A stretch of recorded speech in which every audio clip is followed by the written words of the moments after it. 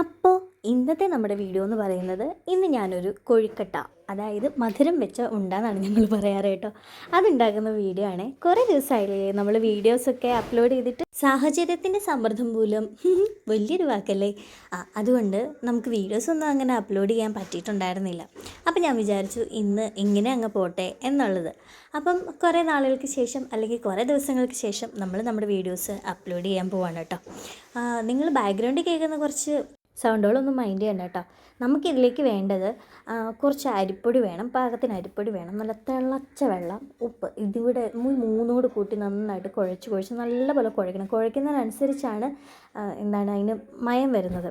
ഇത്രയാണ് നമ്മൾ ചെയ്യേണ്ടത്. നന്നായിട്ട് കുഴയ്ക്കുക, എന്നിട്ടത് മാറ്റി വെക്കുക. എന്നിട്ട് നമുക്കൊരു പീര സെറ്റാക്കാം. അതിന് വേണ്ടത് തേങ്ങ വേണം, തേങ്ങ ചിരണ്ടിയത് വേണം, ജീരകം വേണം, പിന്നെ അതിൻ്റെ പേരെന്താണ് നല്ല മണമുള്ളത്, ഏലക്ക വേണം, കുറച്ചിട്ട് നുള്ളുപ്പും നല്ലപോലെ ശർക്കരയും കൂടെ അല്ലെങ്കിൽ പഞ്ചസാര ഇട്ടിട്ട് നന്നായിട്ട് അത് മിക്സ് ചെയ്തിട്ട് ഉരുട്ട് അതിൻ്റെ അകത്തോട്ട് ഈ പീര വെക്കുക.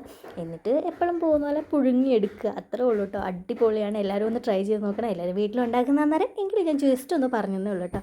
അപ്പം ഇവിടെ കുറച്ച് പരിപാടിയൊക്കെയാണ് കേട്ടോ എനിക്ക് വേണ്ടിയുള്ള, അതായത് നമ്മുടെ തോട്ടിലിടാൻ വേണ്ടിയിട്ട് ചൂണ്ടയൊക്കെ റെഡിയാക്കിക്കൊണ്ടിരിക്കുകയാണ്. അപ്പോൾ അത്രയേ ഉള്ളൂ. Okay, by.